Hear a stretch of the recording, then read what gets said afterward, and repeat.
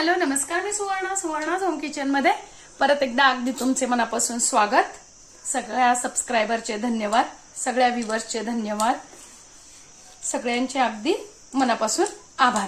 तर मी आज तुम्हाला साधी सोपी डब्यासाठी पटकन बनणारी अशी भोपळ्याची भाजी दाखवणार आहे.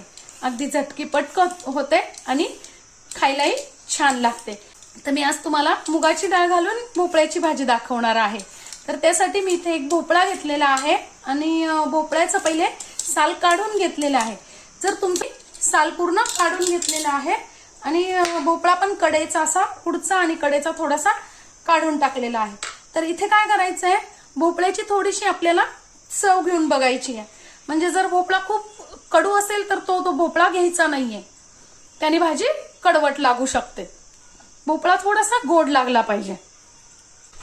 आता काय करायचंय, भोपळ्याचे आपल्याला असे तुकडे करून घ्यायचे. तुकडे केल्यानंतर हा जर मधला भाग जर अगदी कोवळा असेल तरच घ्यायचा आहे आणि जर तो कोवळा नसेल, बिया जाड असतील तर त्या काढून टाकायच्या आहे. नाहीतर मग काय होतं, त्या बिया भाजी करताना चांगल्या लागत नाही आणि भाजी पण चांगली होत नाही. आता माझ्या हे भोपळ्याच्या बिया पूर्ण कोवळ्या आहे म्हणून मी पूर्ण घेतेय. आणि भोपळा जाड बारीक तुमच्याकडे कसा आवडतो तसा तुम्ही चिरून घ्यायचा. आता मी हा पूर्ण व्यवस्थित असा बारीक चिरून घेणार आहे, बघा या पद्धतीने. आता भोपळा मी छान बारीक चिरून घेतलेला आहे आणि त्यासाठी घेतलेले आहेत मी इथे 1 इंच आलं आणि 2 मिरच्या घेतलेल्या आहे. तर मी थोडंसं लाल तिखट पण घालणार आहे आणि थोडीशी मिरची घालणार आहे. तुम्ही जर लाल तिखटाचा वापर करत नसल आवडत तुम्हाला लाल तिखटाची भाजी, तर तुम्ही इथे मिरचीचं प्रमाण वाढवू शकता आणि इथे तुम्ही लसूणही घालू शकतात. आणि घेतलेली आहे मी मुगाची डाळ. मुगाची डाळ मी 3 चमचे, साधा आपला जो पोहे खायचा चमचा असतो ना त्यानेच 3 चमचे भिजत, एक 10 ते 15 मिनिटासाठी फक्त इथे मी मुगाची डाळ भिजत ठेवलेली आहे. ती याच्या भाजीत छान, भोपळ्याच्या भाजीत लगेच छान शिजून जाते. मिरची आणि आलं आपल्याला बारीक करून घ्यायचंय. ठेवलेली आहे आणि कढईत मी 1 ते 1.5 पळी तेल घालून घेणार आहे. छान तापलं की आपल्याला 1 चमचा घालून घ्यायची आहे मोहरी, 1 चमचा जिरं, अर्धा चमचा हिंग,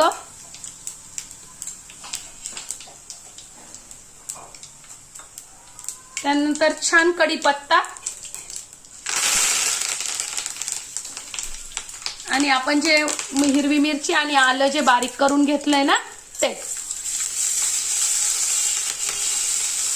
आता छान हे थोडंसं परतून घ्यायचंय आणि मी इथे डाळीत थोडंसं पाणी शिल्लक ठेवलेलं आहे, बघा 2 ते 3 चमचे, म्हणजे डाळ छान शिजली जाते.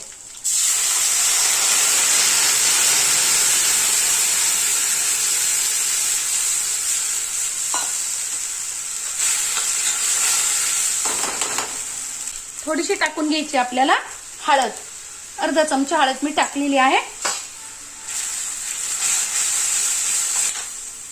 आता फक्त 1-2 मिनिटासाठी आपल्याला डाळ छान परतून घ्यायची आहे.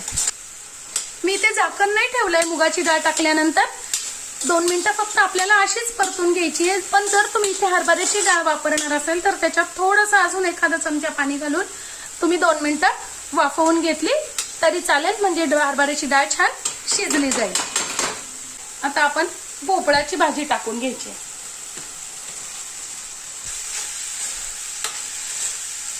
आता मी इथे 1 वाटी पाणी टाकून घेतेय, म्हणजे आपली डाळ पण छान शिजली जाते आणि भोपळा पण छान शिजला जावा म्हणून मी टाकून घेतलंय थोडंसं 1 वाटीभर पाणी.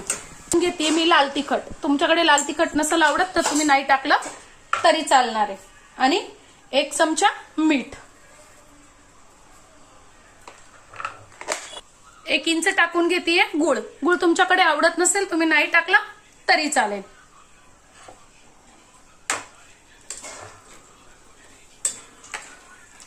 आता झाकण ठेवून मी भाजी छान 3 ते 4 मिनिटासाठी शिजवून घेणार आहे.